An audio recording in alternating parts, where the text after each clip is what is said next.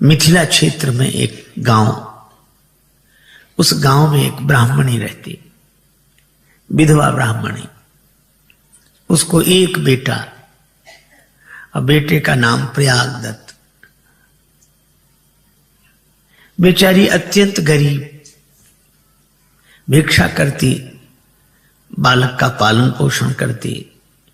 उस बेचारी ब्राह्मणी के पास 2 धोतियां, एक धोती पहन लेती, एक धोकर डाल देती। श्रावण मास रक्षाबंधन का दिन आया, सभी बहनों ने अपने अपने भाई के हाथ में राखी बांधी, पर प्रयागदत्त तो गरीब विधवा ब्राह्मणी का बेटा था, इसे कौन राखी बांधता। 9 वर्ष का बालक दौड़ता हुआ आया मां के पास। मां, मुझे किसी ने राखी नहीं बांधी।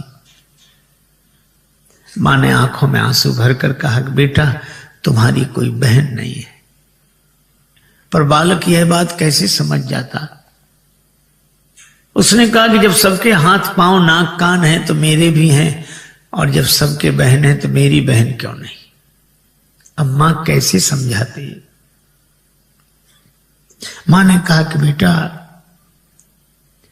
मैंने बताया नहीं, तेरी भी बहन है। मेरी बहन कहां है? ससुराल में। तो मां मेरी बहन का नाम क्या है? ससुराल कहां है? मां ने कहा कि बेटा तेरी बहन का नाम सीता है, और उनकी ससुराल अयोध्या है। प्रयागदत्त बोला, मैं तो जाऊंगा मां, अभी जाऊंगा।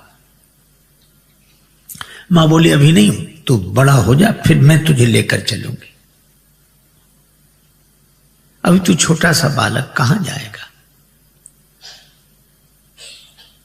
तो वो बहन क्यों नहीं आती? अरे वो बड़े आदमी हैं, उनको बहुत से काम है। प्रयागदत्त ने मां की बात सुन ली, उत्तर नहीं दिया। रात्रि में सोते समय भी सोचने लगा कि मैं चला जाऊं, मां ने पता बता दिया है, अयोध्या है, बहन का नाम पता है, इतने से ही पूछ लूंगा। बस सवेरे ही उठ बैठा। 5 बजे मां सो रही थी, मां के साथ सोया था। उठा, लेकिन बहन को कुछ देना पड़ेगा। अगर राखी बांधी उसने तो मां की वही एक धोती जो सूख रही थी उसी को समेट कर रख लिया, और पैदल पैदल चल दिया। श्री सीता जी से राखी बंधवाऊंगा, राम जी का दर्शन करूंगा। जब कोई भक्त भाव से इस तरह भगवान के प्रति समर्पित हो तो फिर भगवान भी भाववश्य हैं। प्रयागदत्त पैदल पैदल जा रहे थे। 9 वर्ष के बालक थोड़ी दूर चले, थक गए, एक वृक्ष के नीचे सो गए। सोए थे वृक्ष के नीचे, जागे तो अयोध्या में। और जो चारों ओर देखा, कौन सी नगरी है भाई? लोगों ने कहा अयोध्या। अच्छा, अयोध्या आ गई, बहुत नजदीक है। मां बेकार कहती थी कि बहुत दूर है। अब दिन को 10 बजे से ही पूछने लगे सब जगह, भैया मेरी बहन का मकान कहां है? यहां मेरी बहन का नाम सीता है। लोग कहते कि अरे बहनों का नाम राम जी है। अरे तो ये कहो सीताराम तो भगवान है, उनका मंदिर है, वो ऐसे थोड़ी मिलते हैं कि तुम। नहीं, मैं भगवान की बात नहीं कर रहा, मैं तो अपनी बहन को ढूंढ रहा हूं। मकान कहां है? शाम तक कोई संतोषजनक उत्तर नहीं मिला। समझ गए मां इसीलिए नहीं आने दे रही थी। ये बहुत बड़े आदमी हैं, हम गरीब हैं। गरीबों से कौन मिलता है, कौन अपना रिश्ता जोड़ता है। और उन्होंने प्रजा को भी ऐसा अपने बस में कर रखा है, कोई कुछ बताता ही नहीं उनके बारे में। सवेरे लौट जाऊंगा। यही बड़बड़ाते जाते एक वृक्ष के नीचे बैठ गए। थोड़ी देर में नींद लग गई और सो गए। रात्रि को 12 बजे एक प्रकाश हुआ, ऐसा प्रकाश कि प्रयागदत्त की नींद खुल गई। उस प्रकाश में देखा श्वेत रंग का हाथी, हाथी पर हौदा में विराजमान श्री सीताराम जी और हाथी को चलाने वाले महावत श्री हनुमान जी, सेवक पीछे पीछे चल रहे हैं। ये दृश्य देखा तो घबरा कर खड़े हो गए। यह हाथी, समझ गए मैंने इनका विरोध किया है, तो ये सोचते होंगे हाथी से कुचलवा दूं। तो कांपते हुए खड़े थे, लेकिन यह क्या, हाथी तो उनके पास आकर बिठा दिया गया। सेवकों ने सीढ़ी लगाई, भगवान श्री सीताराम उतरे और श्री सीताराम जी प्रयागदत्त के पास आकर खड़े हो गए। राम जी ने कहा, भैया प्रयाग। अब प्रयागदत्त को लगा ये तो हमारा नाम भी जानते हैं। श्री जानकी जी की ओर इशारा करके श्री राम जी ने कहा, भैया प्रयागदत्त, ये तुम्हारी बहन सीता है। पुलकित हुए, लेकिन सोचने लगे कि ये मेरी बहन। राम जी से कहा कि मुझे नहीं लगता कि ये मेरी बहन है। क्यों? क्या तुम बहन की पहचान जानते हो? या बहन को पहले देखा तो नहीं है, पर बहन की पहचान मुझे पता है। क्या? बोले, श्री राम बहन सीता तुम्हारी यह, बाल ने कहा कि समझ में न आता है। विरह व्यथा से चरणों में लोट लोट कर रोती है बहन जब भाई मिल जाता है। भाई के मिलने पर बहन रोने लगती है। अगर ये मेरी बहन होती तो ऐसे ही खड़ी रहती। भूल गई मैया पर भैया हमें भूले नहीं, भैरव सिया के उर भाव भर आता है। रोने लगी सीता आंसुओं से पग धोने लगी, भाई भगनी का भगवान धन्य नाता है। श्री सीता जी के आंसू भर आए, भैया ने हृदय से लगा लिया। जानकी जी ने प्रयागदास के हाथ में, दाहिने हाथ में राखी बांधी अपने हाथ से। अब प्रयाग दत्त तो सिर भी ऊपर नहीं कर पा रहे, सिर नीचा किए, आंसू बरस रहे हैं। अब बहन को क्या दूं? वो धोती जो लाए थे मां की, सिर नीचा करके वही धोती देते हुए बोले, बहन हमारे पास तो यही है। श्री सीता जी ने कहा कि नहीं भैया, मेरी मां के पास 2 ही धोतियां हैं, एक तुम ले आए। मां से कहना कि उनके आशीर्वाद से कोई कमी नहीं, ये ले जाओ, वापस ले जाओ। प्रयागदास के पास धोती रख दी। प्रयागदास ऊपर देखने लगे। जानकी मैया ने हृदय से लगाया। फिर धीरे धीरे धीरे श्री सीताराम, राम जी को भी देखा। प्रयागदत्त ने प्रणाम किया। सीताराम जी धीरे धीरे हाथी पर जाकर विराजमान हुए।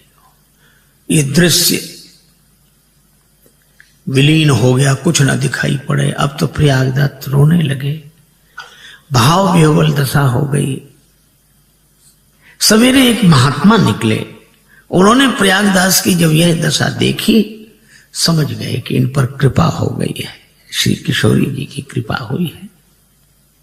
अपने आश्रम ले आए। दोपहर को 2 देवियां आई स्वर्ण थाल में भोजन लेकर। 2 थाल थे। कहा हमारे यहां सत्यनारायण भगवान की कथा थी, ये प्रसाद पाओ। थाल वापस ले जाएंगे हम। कोई नहीं आया वापस लेने। महात्मा समझ गए कि श्री जानकी जी ने ही अपने भैया की पहुनाई की है। अब महात्मा बोले, ये थाल तुम्हारे कारण आया है, तुम वापस ले जाओ। ये थाल तुम वापस ले जाओ। और प्रयागदास कहें कि मैं बहन का ये थाल लेकर जाऊंगा तो मां विरोध करेगी। आपके आश्रम में आया है, आप ही रखो। दोनों ने सलाह करके स्वर्ण के वे दोनों थाल वशिष्ठ कुंड में डाल दिए। अब प्रयागदत्त सवेरे चले, भगवान की लीला मार्ग में सोए, जगते ही गांव पहुंच गए। मां का तो रो रो कर बुरा हाल था, बेटे को हृदय से लगाया। कहां गया था? बहन के पास। देख, राखी बंधा के आया हूं। मां ने राखी देखी। प्रयागदास कह रहे थे कि दिन में तो कोई पता लगा नहीं। प्रयागदत्त बोले कोई पता नहीं लगा, बहुतों से पूछा, लोग कहते थे भगवान हैं और क्या, पर रात को आए थे, अकेले में आए और ठीक भी था। अब इतने बड़े आदमी सबके बीच में कैसे ये बतावें कि मैं उनका भाई हूं, क्योंकि मां बड़ा अंतर, पायन में पनही न इते, इधर पांव में जूता नहीं, पायन में पनही न इते, उत्भूषण की तन पे छवि छाजी, जाह विनीत लिखी अवनी, कही की भगनी गजराज बिराजी। जिसके भाग्य में पैदल चलना लिखा, उसकी बहन हाथी पर बैठी। मान की बात नहीं मन में, चित में एक चोट लगी मुँह पांजी। क्या? प्रयागदत्त बोले बात कही बहनी दुई चार, पर बोले नहीं बहनोई मिजाजी। बहन ने तो दो चार बातें कही, पर बहनोई बोले नहीं, बस मुस्कुराते रहे। मां ने कहा बड़े संकोची हैं वे, और मां ने हाथ जोड़कर आकाश की ओर देखा। आंसू बरसने लगे। प्रभु, जानकी जी, आपने लाज रख ली मेरे वचन की। अब प्रयागदत्त बार बार कहते मां मैं जाऊं, अब अभी नहीं, बड़ा हो जा। जब बड़े हुए तो कुछ कुछ समझ में आने लगा। एक दिन मां का शरीर शांत हुआ, अंतिम संस्कार कृत्य आदि करके अयोध्या आ गए, और अयोध्या में एक स्थान पर आकर वैष्णव संस्कार हुए, दीक्षा ली, नाम हो गया प्रयागदास। श्री जानकी जी के भैया हैं तो सब लोग उनसे कहते मामा प्रयागदास, मामा प्रयागदास। कथा में बैठते बड़े आनंद से कथा सुनते, किसी से लेना नहीं देना नहीं, और इसी भाव में डूबे रहते। एक दिन श्री राम वनवास की कथा सुन ली कि श्री सीता जी भी वन में गई, राम जी गए, लक्ष्मण जी गए। अब वह बैठे बैठे कहने लगे बताओ ऐसा भी कहीं होता है, झगड़ा किस घर में नहीं होता, पर थोड़े से झगड़े पर क्या घर छोड़ दो। पर राम जी गए और हमारी बहन को भी ले गए, और लक्ष्मण भैया भी गए, कितना कष्ट पाते होंगे ये वन में। और रोने लगे, पता नहीं, अब आज तक किसी से कुछ नहीं मांगा था। व्यास जी से पूछा कहां होंगे अभी वन में इस समय, तो व्यास जी ने ऐसे ही कह दिया चित्रकूट में। बस अब लोगों से कहते भैया कुछ दे दो। क्यों? अब जानते हो मुझे तो कुछ नहीं चाहिए, पर वो चले गए वन में, और तीनों कितने परेशान होते होंगे, उनके लिए कुछ सामान लेकर जाना है। लोग प्रसन्न होते और देते। 3 पलंग बनवाए, 3 जोड़े जूते और कपड़े अपने सिर पर रखकर अयोध्या से पैदल चित्रकूट गए।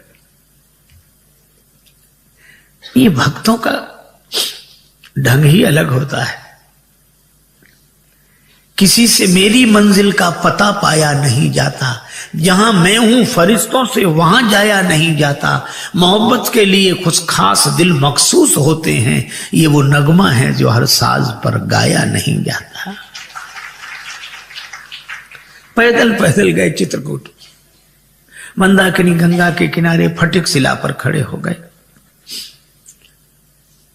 अब कहने लगे राम जी आ जाओ, हम नाराज तो बहुत हैं लेकिन अब नहीं हैं, आ जाओ।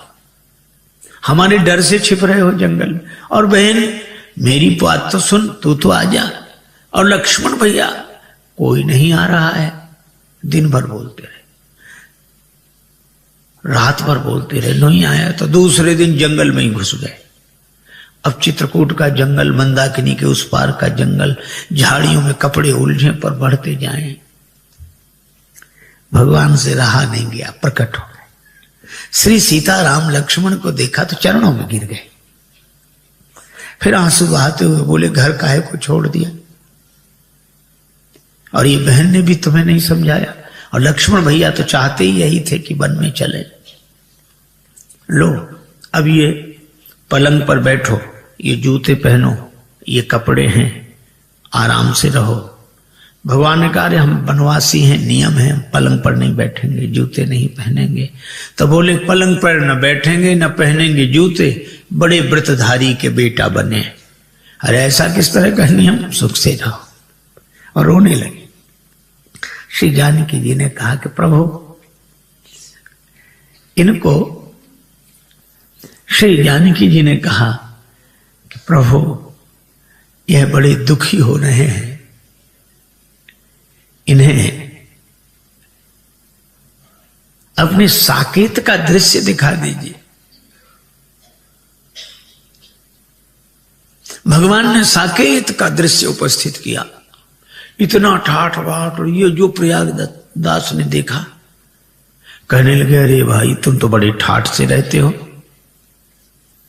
और हमको लग रहा था कष्ट पाते होगे चित्रकूट में, हमने किसी से मांगा नहीं आज तक, आज मांग कर आए, ये कलंक और लगाया, अब क्या हो इस पलंग का। भगवान बोले, प्रयागदास जी अब इस पलंग का उपयोग आप करो, जूते आप पहनो, ये कपड़े आप।